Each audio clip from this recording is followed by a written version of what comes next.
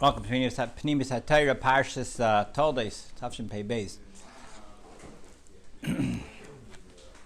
Rosh Chodesh Kislev, hence we have this beautiful Suda sponsored by Rosner and whoever else he shakes down for this event.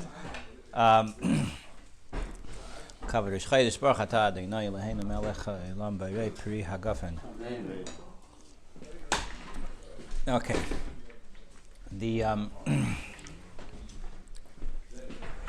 Start with this story. Just a story.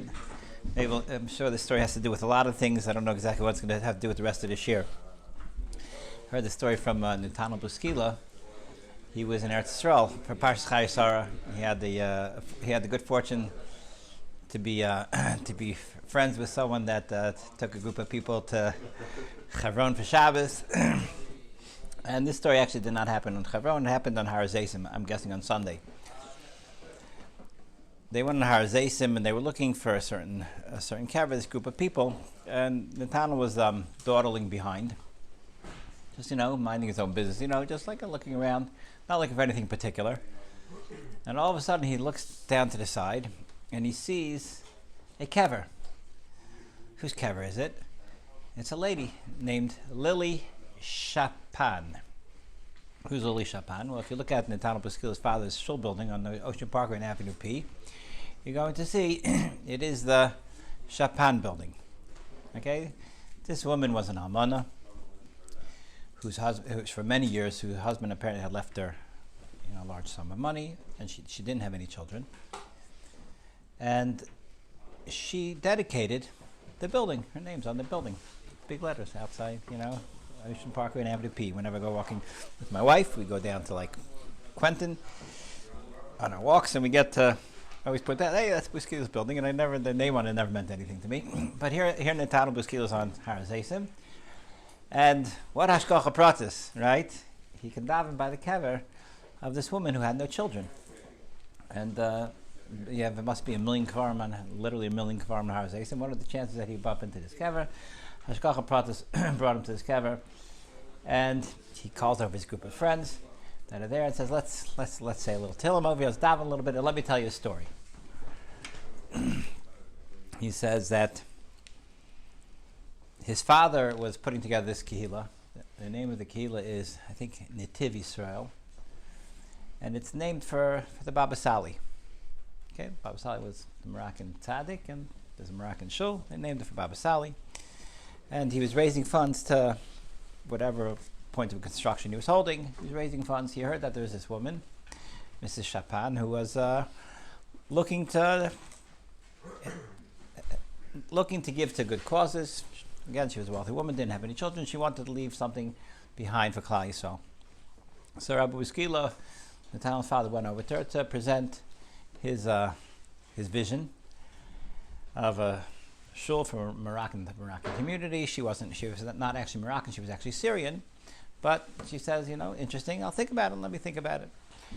So he tells her that, next week we're going to be having a Hilula, a yahrzeit suited for Baba Sali, it's Baba Sali's yahrzeit, and we're naming the kehillah after him.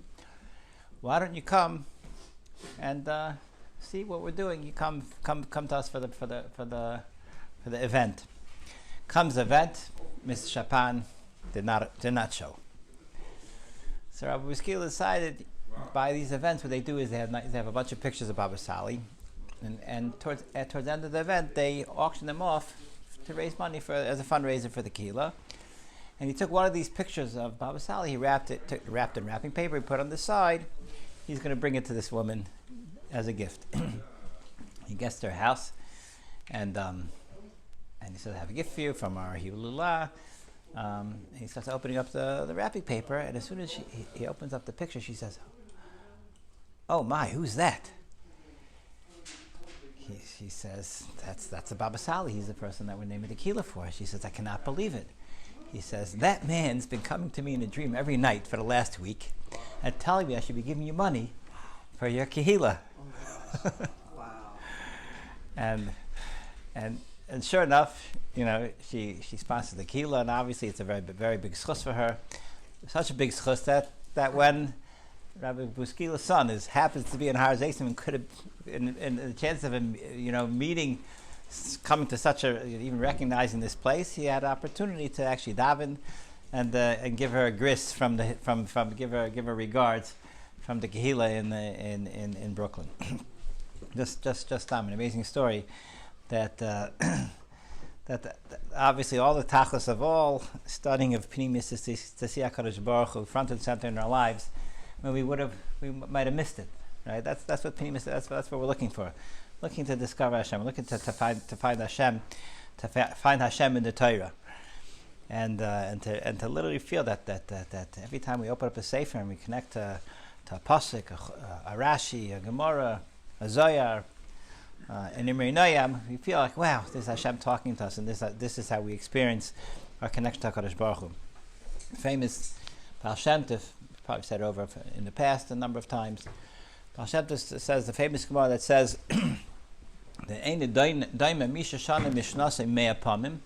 it's not comparable someone who studied his learning 100 times, right? 101 times. 101 is Ein Daim at 100. So that's the Baal Shem Tov. What is the Gemara? What's the pnimis of the Gemara? He says, who is Echad? Echad is Hashem. He says, there's no comparison to someone that's learned his Torah 100 times. He's a masbid awesome. He learned Shas 100 times, and he did not take the opportunity to connect all this learning to Hashem, to a person who learns this 100 times and he connects it to HaKadosh Baruch Hu. Me'ah ve'echad is Me'ah with Echad, with Hashem Echad. He's always looking to connect, always to find Hashem in the Torah. And of course, there's a lot of conversation, whether learning Torah is a Maisa of Dveikus or learning Torah is a Maisa of Limud, right? The Reb Chaim Volozhin is very well known to have come out against anyone that thought that learning Torah is a Maisa of Dveikus. He says Tefillah is Dveikus, Tehillim is Dveikus. Learning is breaking your head on a sugya, and it means being exposed to ideas of Ramoyis and Migus and all sorts of things that have no shaykhs to Dveikus. It's clear cheshbon and precision thought. However, it's the greatest Dveikus, that's for sure, right? The question is the Maisa mitzvah of learning Torah, is it a Maisa Dveikus? Are you thinking about Hashem? Or do you say, no, Hashem, this is your Torah, and I'm thinking about your Torah. So you have to bring Hashem, b'chvayda v'atzmai in any other way than the words of the Torah. The words of the Torah is Hashem himself, right? Or is there an idea, as you're connected to the words of Hashem's Torah, to be connected to Hashem also, like sort of, it's Hashem outside of the Torah? Okay, so that would be a question whether there's an emotional connection in Talmud Torah going on. So that's l'chayr, you'd have to say it's very much dependent on who you are. I'm saying if a person cannot separate himself from the emotion of learning Torah, so what are you supposed to do? You have no choice but to connect that HaKadosh Baruch Hu. There's a famous story they say over, and I'm sure we've said this in the past. Famous story that they say over from. There are two brothers. Shmelkim in Nikolsburg, well-known Rebbe, right? And his brother, the Hafla, okay? Pinchas Horowitz, Pinchas Halevi Horowitz, who was the Rav Rosh in Frankfurt. Now, they were both huge Talmidei Chacham. The Hafla, the brother, the Pinchas Hafla, as he was known based on a sefer, he wrote many svarim. He wasn't known to be very Hasidish, and he was very intellectual. He's actually a Rebbe of the Chassam Sefer. And Eimosai means von ven. After Eimosai means von Ema, right? That you have to Eimosai von Ema, from Pachad of Hashem, you have to say Kriya Shema at night. And how do you know that the Taich Eimosai means von ven?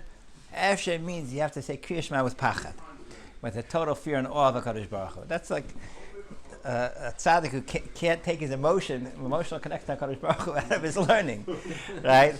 Anyway, the way the story goes is Hafla told his brother, he says, I don't think this Chavrusa Shav is going to work.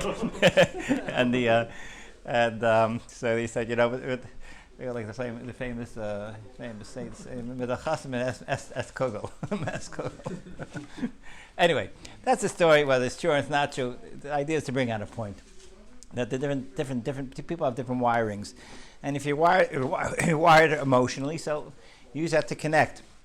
If you're wired intellectually, so use that to connect. Everyone has his own unique connection to HaKadosh Baruch Hu.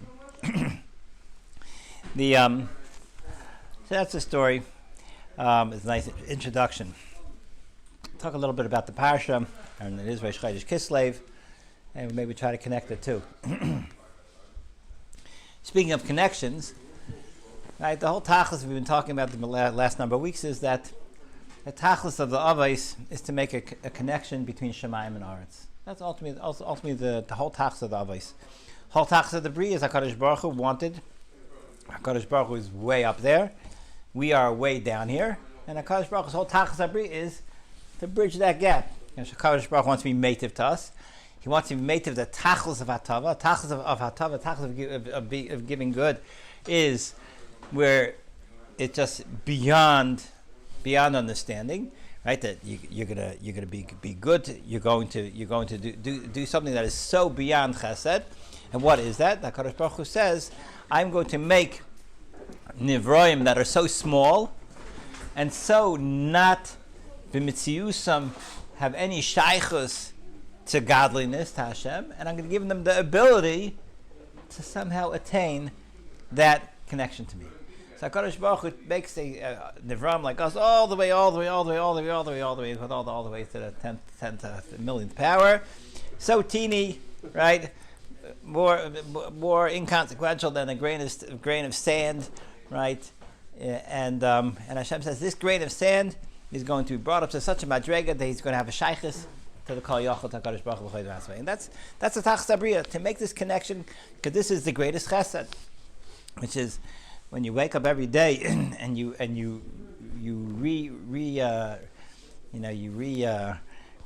remind yourself. There you go. You remind yourself. You reawaken in yourself what you know, right? That this is what Hashem wants, and you should be blown away every day you wake up in the morning. I cannot believe that HaKadosh Baruch Hu wants this little vermo to be davak to him, and he's going to give, and he gives me that opportunity. Not only does he give me that opportunity, he schedules my day, every moment, every mindset, exactly the way I need, that this little piece of dust can reach godliness. Right? It's amazing, right? The connectors of this process are the avos that bring Shechina down to this world. That's what's going on. We mentioned about the earlier diaries; they were more back office in Olam HaMachshava.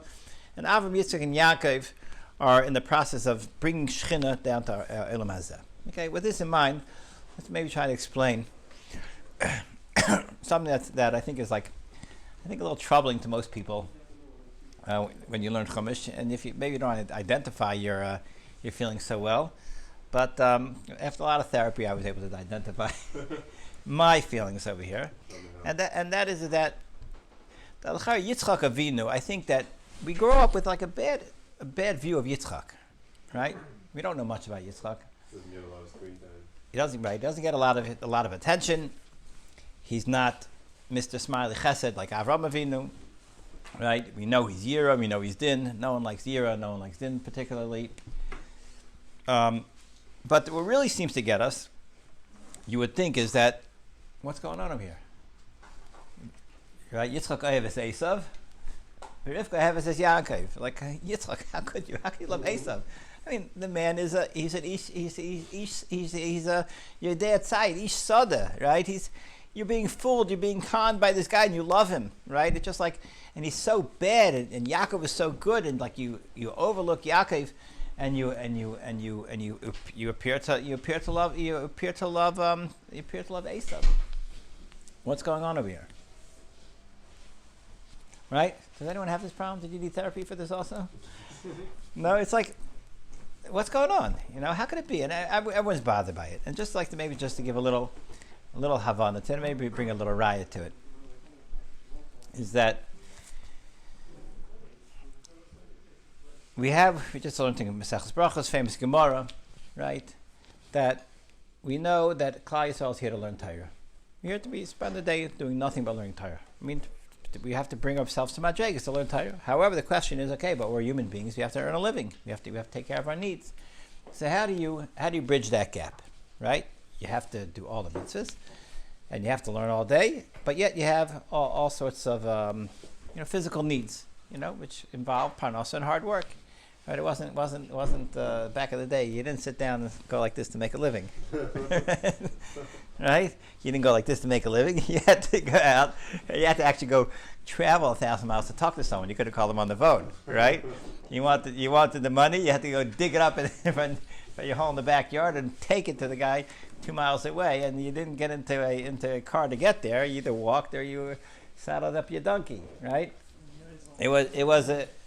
So how does it work? So we have the famous Gemara Rabbi Shmuel, Rabbi Shimon bar Yochai, right? Of how it works. Rabbi Shimon bar Yochai says that the Tachlis Abriya is that you only learn, right? You only learn, and what's going to be with Parnasa, Hashem will take care of you. Malachas nasadei ayidei acher. Okay? Rabbi Shmuel says, Hanig v'minig derech eretz. No, you have to work. And this seems to be, it ends up being a dakas dika machlekes, because the Gemara says clear that lemaisa, most people are not going to be successful, and they're going to end up crashing if they try to bite off more than they could chew, more than what madrigas that they're not holding by. They're going to sit and learn 24/7, not support their families. What's going to be when they start getting hungry? If you're not built a very strong stuff, you're going to start falling apart. You're going to start snapping at your wife. You have no shalom bias. She's going to throw you out of the house. The kids are going to be crying. And then what's going to be? It's going to be chaos, right? Obviously, everybody can live on carrots. Right. Obviously, chaos is not a good backdrop for anyone studying and learning. Okay, so obviously you have to be a tremendously high madrega and with the entire family in order to be matzlich of Shimon Yochai. That's what the Gemara says. Habas kav Shimon ben Yochai. But also beyond that, Habas Rabbi Shmuel says you have to work a certain amount. Rabbi Chaim Lozhin explains that avada, while you're working, you're thinking and learning. No such thing as going to work and not thinking and learning. Right? You only need half a mind. Right? To do work. Everyone else is, most people are either following the stock or following the Instagram, whatever they're doing now, besides everything else they're doing. You know what? You really should be thinking and learning, and should be chapping a mission and chapping halacha, instead. And that's what Bishmal says. Hanig behen minig derech eretz. While you're learning, you have to chop around a little job, while you get a little work done while you're learning. Hanig behen. While you're learning minig derech eretz. While you're learning, you have to chop around a little bit of hishtadlus. Okay, but this machlekes Rabbi Shmuel Shimon Yochai is really describing a huge dilemma. Everyone agrees, right? Yes, Rabbi Shmuel, you're supposed to work. What you don't think you don't want to be like Shimon Yochai? He says halavai, right? Of course, Rabbi Shmuel's going to halavai. Yes, Rabbi Shimon Yochai, everyone's going to be a Shimon Yochai. What about Rabbi Eli? Right? He's going to try to be like you. He's going to get very after carib and water, after about 1 day of that, he's going to be toast. You know what I'm saying? It's not going to work, right? So everyone agrees that there's the ma'isa and there is halavai, the halavai way of life. The question is, what are you machshav? What are you machshav? What is the ma'isa? What is the ma'isa ikaratz? What is ikaratz Hashem? Right? Is ikaratz Hashem bridging the gap and making a pshar between your olam hazeh and getting involved in actual malacha, working, plowing, planting while you learn? Or is it no, that's mamash b'diavad? Right? Rivka Yeheves says Yaakov is a taich. Yaakov ish tam yoshev b'halim. He's a Reb Shimon bar Yochai mensch. And Memela, Rivka held like Reb Shimon bar Yochai. Maybe we'll have some sort of remez about how Rivka and Reb Shimon bar Yochai overlap. Okay, we have to look into that. But Rivka held Reb Shimon. Rivka Yeheves says Yaakov. This is ideal. Yitzchak is an Av, and Yitzchak Befrat is an Av who's Midas Hadin. What is Midas Hadin?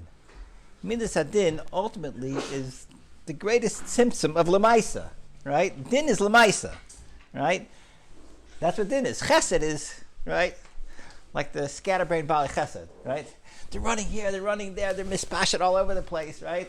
They're coming late to wherever they're supposed to be going. They're forgetting everything, right?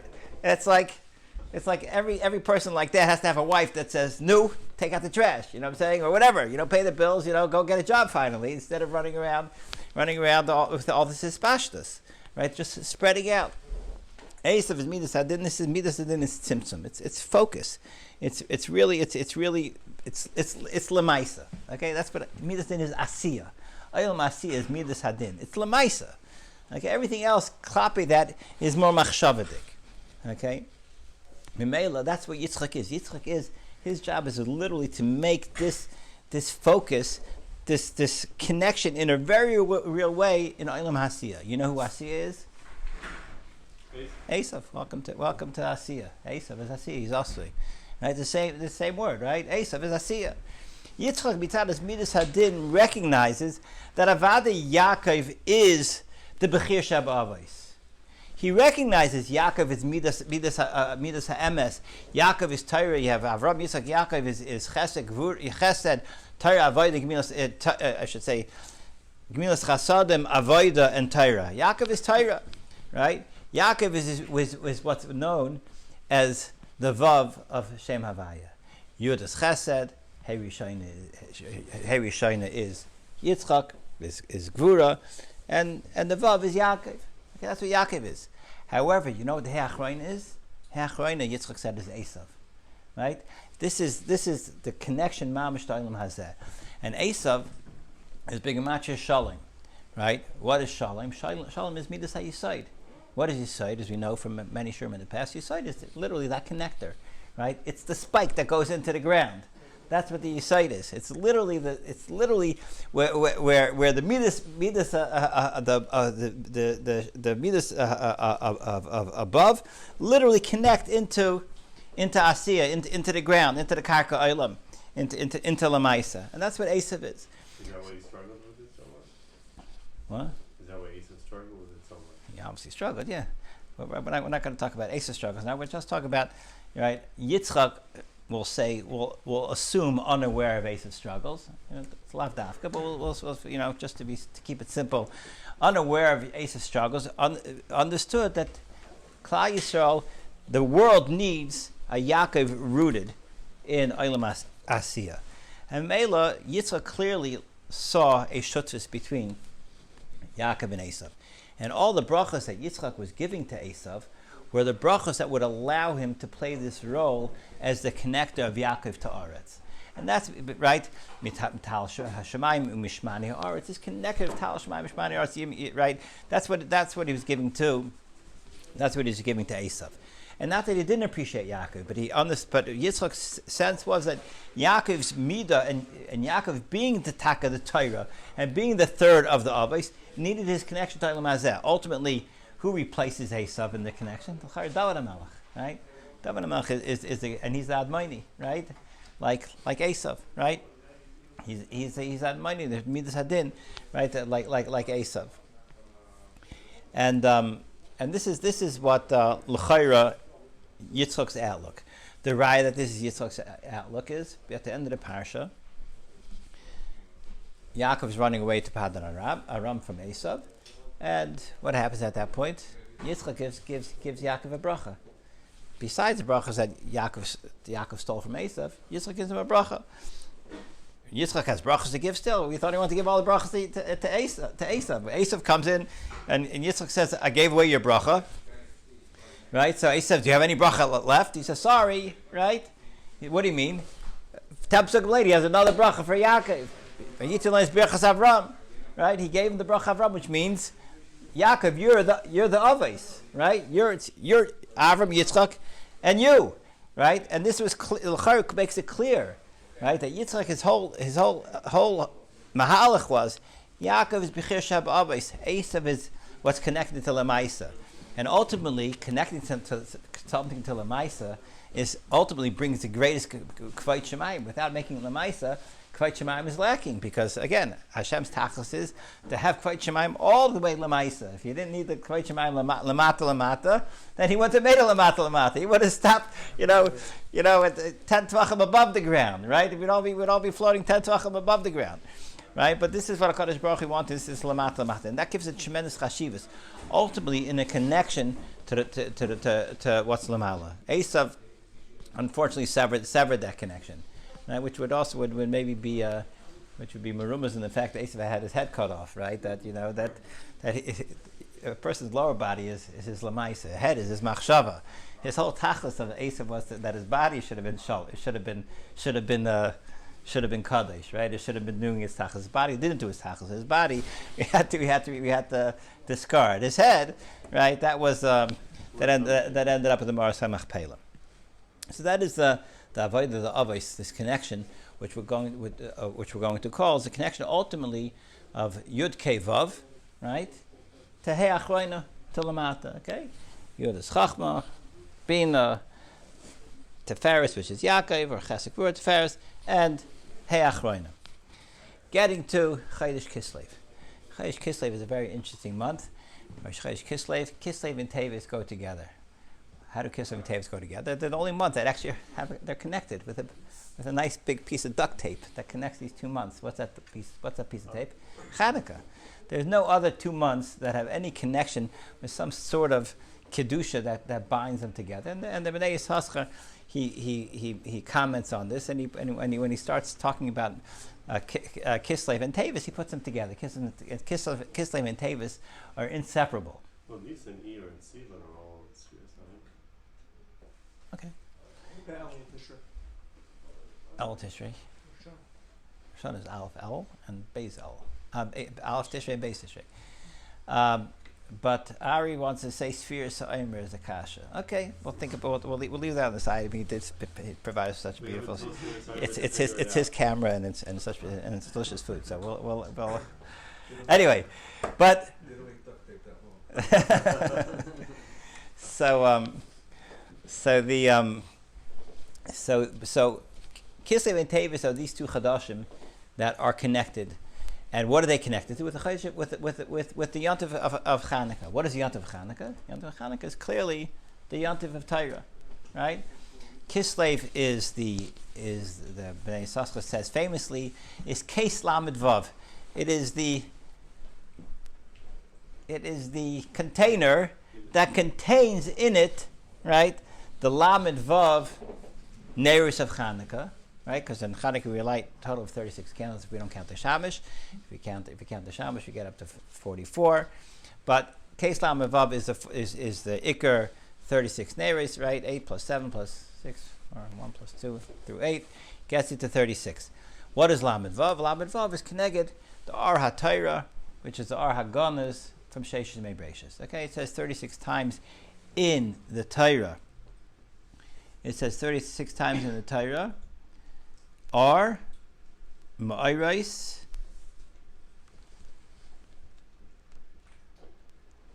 are Vener Uma'ayrais Shenisker B'Torah. So that's 36 times. Look at the Torah. It says those words 36 times because there are 36. The 36 represents all the Ar HaGanas. What's 36 about the Ar HaGanas? Because the Ar HaGanas originally by Sheshes Mebreshis was shaylet from Adam Arishan was created around Chatzais on Erev Shabbos. And the Ar HaGanas went straight through Shabbos. So for 36 till Chatzais Ma'aseh Shabbos, so the 36 hours brought down that the Ar HaGanas was Shalom Ma'aseh Bereishis, and the Ar HaGanas we know is Ar HaTorah. So ultimately, what Chanukah is the Yontif of Ar HaTorah, and what is signified by the Ar HaTorah of Chanukah is ultimately what is Chanukah? It is the Koach HaTorah which takes us to Mashiach. That's ultimately what it is. Right, that's why Chanukah is the last of the Yom Tovim, and ultimately this is the hashpah that brings us to Lamaisa, to Geula Shlema. Okay, that's Chanukah is the Yontif that takes Torah and makes it Lamaisa to make a Geula. Okay, to make Ar HaGanas Mam Shanai Lamazeh, which is ultimately Geula. Okay, so that's what Chanukah is. It's this connection. Interestingly enough, right? Every month, as we know, we look in the Siddur on Musaf Rosh Chodesh, every month has a different Shiluv of the Shem Yud Kei Vav Kei, right? Nisan is Yud Kei Vav Kei, right? And Iyar is Yud Vav Kei Kei, right? But the way it works out is you have 4 letters of Hashem's name, right? Yud Kei Vav Kei. The first 3 months have the Shiluvim of Yud. The next 3 months have the Shiluvim that start with Hey. The next 3 months, right, has the Shiluvim that start with Vav. Okay, so you have Tishrei, Cheshvan, Kislev are months 7, 8, and 9. Okay, those are the Shiluvim. Those are the permutations of Shem Hashem that start with Vav, which is Yaakov, which is Torah. Teves, which is connected with the Ar HaTorah of Chanukah, starts the Shiluvim of He'achroina, which is Olam Asiyah. So in the Chadashim, you see that the same idea we're speaking out, that Esav is a connection of Yaakov Avinu, who is Torah, to Olam Hazeh. This is really what's being accomplished in these months of Chodesh Kislev and Tevis, that the R of Torah is brought Lemaisa into Olam Hazeh, which is again merumas in the fact that the Isis of the month taka go from Vav to the permutations of Hey, and with that we have a Gilui of Ar Hagonas at Olam Hazeh Lemaisa, which with this is ultimately going to make us be Zeicha to Arish HaMashiach Meher B'Yameinu, a good Shabbos and a good Chodesh.